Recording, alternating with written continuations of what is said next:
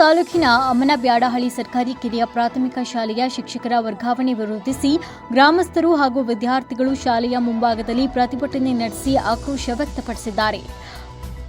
ಶಾಲೆಯ ಸಮಗ್ರ ಅಭಿವೃದ್ಧಿಗೆ ತಮ್ಮದೇ ಆದ ಕೊಡುಗೆ ನೀಡುವ ಮೂಲಕ ವಿದ್ಯಾರ್ಥಿಗಳ ಸರ್ವತೋಮುಖ ಬೆಳವಣಿಗೆಗೆ ಪೂರಕವಾಗಿ ನಿಷ್ಠೆಯಿಂದ ಶಿಕ್ಷಕ ವೃತ್ತಿಯನ್ನು ನಿರ್ವಹಿಸಿ ಇಡೀ ಗ್ರಾಮಸ್ಥರಿಗೆ ಅಚ್ಚುಮೆಚ್ಚಿನ ಶಿಕ್ಷಕ ಎಂಬ ಹೆಗ್ಗಳಿಕೆಗೆ ಪಾತ್ರವಾದ ಶಿಕ್ಷಕ ತೀರ್ಥಕುಮಾರ್ ಅವರನ್ನ ಏಕಾಏಕಿ ವರ್ಗಾವಣೆ ಮಾಡಿರುವುದು ನಿಜಕ್ಕೂ ಖಂಡನೀಯವಾಗಿದೆ ಅಂತ ಗ್ರಾಮಸ್ಥರು ವಿದ್ಯಾರ್ಥಿಗಳನ್ನು ಒಳಗೊಂಡು ಪ್ರತಿಭಟನೆ ನಡೆಸಿ ಆಕ್ರೋಶವನ್ನು ವ್ಯಕ್ತಪಡಿಸಿದರು.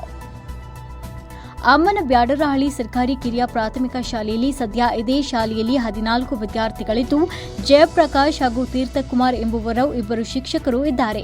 ಇಲಾಖೆ 14 ವಿದ್ಯಾರ್ಥಿಗಳಿದ್ದರೂ ಶಿಕ್ಷಕ ತೀರ್ಥಕುಮಾರ್ ವರ್ಗಾವಣೆಯನ್ನು ತೀವ್ರವಾಗಿ ಖಂಡಿಸಿದ್ದಾರೆ. ಈ ಬಗ್ಗೆ ಪ್ರತಿಭಟನೆಯನ್ನು ಉದ್ದೇಶಿಸಿ ಮಾತನಾಡಿದ ಶಾಲಾ ಎಸ್ಟಿಎಂಸಿ ಅಧ್ಯಕ್ಷ ಮಂಜುನಾಥ್ ಹಾಗೂ ಲೋಕೇಶ್ ಮಾತನಾಡಿ, ಹೇಳಿ ಕೇಳಿ ಅಮ್ಮನಬ್ಯಾಡರಹಳ್ಳಿ ಸಂಪೂರ್ಣ ಪರಿಶಿಷ್ಟ ಪಂಗಡದವರು ವಾಸಿಸುತ್ತಾರೆ.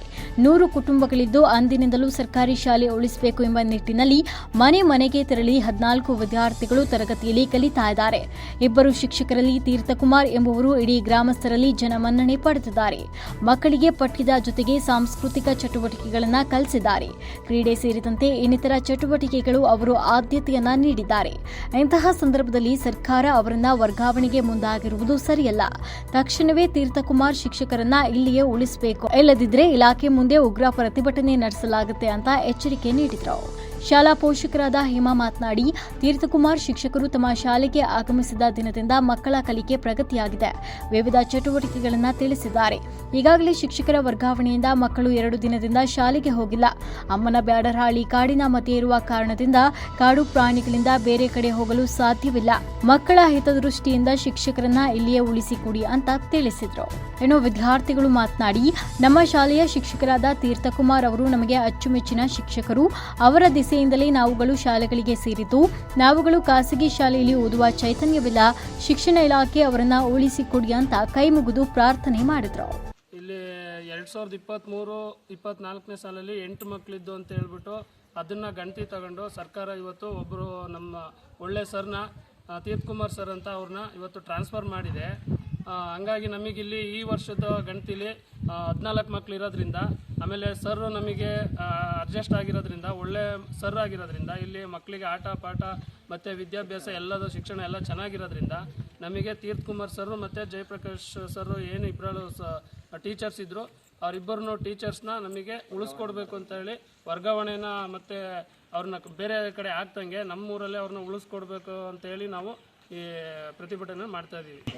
ಈ ನಮ್ಮೂರು ಅಮ್ಮನಬ್ಯಾಡರಹಳ್ಳಿ ಗ್ರಾಮದಲ್ಲಿ 100 ಮನೆ ಗ್ರಾಮ ಇದು. ಇಲ್ಲಿ 14 ಮಕ್ಕಳಿರೋದ್ರಿಂದ ಇಲ್ಲಿ ನಮ್ಮ ಸುತ್ತಮುತ್ತ, ನಮ್ಮ ಗ್ರಾಮದ ಸುತ್ತಮುತ್ತ ಫಾರೆಸ್ಟ್ ಇರೋದ್ರಿಂದ ಹೊರಗಡೆಗೆ ನಮ್ಮ ಮಕ್ಕಳನ್ನ ಸ್ಕೂಲಿಗೆ ಯಾವುದೇ ಕಾರಣಕ್ಕೂ ಕಳ್ಸೋಕ್ಕಾಗಲ್ಲ. ಇಲ್ಲಿ ಬಸ್ ವ್ಯವಸ್ಥೆಗಳು ಸರಿಯಾಗಿಲ್ಲ. ನಾವು ತುಂಬ ದೂರ ನಡ್ಕೊಂಡು ಹೋಗಬೇಕು. ಇಲ್ಲಿ ಕಾಡು ಪ್ರಾಣಿಗಳು, ಚಿರತೆ, ಹುಲಿ, ಅದು ಇದು ಪ್ರಾಣಿಗಳು ಕಾಟ ಬೇರೆ ಇದೆ. ಹಂಗಾಗಿ ಹೊರಗಡೆ ನಾವು ಮಕ್ಕಳನ್ನ ಸ್ಕೂಲಿಗೆ ಕಳ್ಸೋಕ್ಕಾಗಲ್ಲ. ಹಂಗಾಗಿ ಈ ಸ್ಕೂಲ್ ಉಳಿಸ್ಕೋಬೇಕು ಅಂದರೆ ನಾವು ಈಗ ಆಲ್ರೆಡಿ ಪೇರೆಂಟ್ಸ್ ಎಲ್ಲ ನಾವು ವರ್ಗಾವಣೆ ಮಾಡಿದ್ರೆ ಅವ್ರ ಸರ್ನ ತೆಗೆದಾಕಿದ್ರೆ ನಾವು ಸ್ಕೂಲಿಗೆ ಕಳಿಸಲ್ಲ ಅಂತ ಇದು ಮಾಡ್ತಿದ್ದಾರೆ. ಹಂಗಾಗಿ ಈ ತೀರ್ಥಕುಮಾರ್ ಸರ್ ಮತ್ತು ಜಯಪ್ರಕಾಶ್ ಸರ್ ಮತ್ತು ನಮ್ಮ ಸ್ಕೂಲ್ನ ನಮ್ಮೂರಿಗೆ ಉಳಿಸ್ಕೊಡ್ಬೇಕು ಅಂತೇಳಿ ನಾವು ಕೇಳ್ಕೊತೀವಿ. ನಾವು ಇಷ್ಟು ಕೇಳ್ಕೊಂಡ್ಮೇಲೆ ಇದೇನಾದರೂ ಸ್ಕೂಲ್ನ ಆಗಲಿ ನಮ್ಮ ಸರ್ಗಳನ್ನೇ ಆಗಲಿ ತೆಗೆದಾಕಿದ್ದು ನಮ್ಮ ಸ್ಕೂಲ್ ಮುಚ್ಚೋಂಥ ಪರಿಸ್ಥಿತಿಗೆ ಏನಾದ್ರು ಬಂದರೆ ನಾವು BO ಆಫೀಸ್ ಹತ್ರ ಬಂದರು ನಮ್ಮ ಗ್ರಾಮಸ್ಥರೆಲ್ಲರೂ, ಮಕ್ಕಳು ಸಮೇತ ಗ್ರಾಮಸ್ಥರೆಲ್ಲರೂ ಬಂದು ಒಂದು ಪ್ರತಿಭಟನೆ ನಡೆಸ್ತೀವಿ. ನಾವು ನಮ್ಮೂರಲ್ಲಿ ಸುಮಾರು ಜನ ಕೂಲಿ ಕೆಲಸಕ್ಕೆ ಹೋಗೋದ್ರಿಂದ ಮಕ್ಕಳಿಗೆಲ್ಲ ವಿದ್ಯಾಭ್ಯಾಸ ಇವಾಗ ಚೆನ್ನಾಗಿ ಸಿಗ್ತಿದೆ.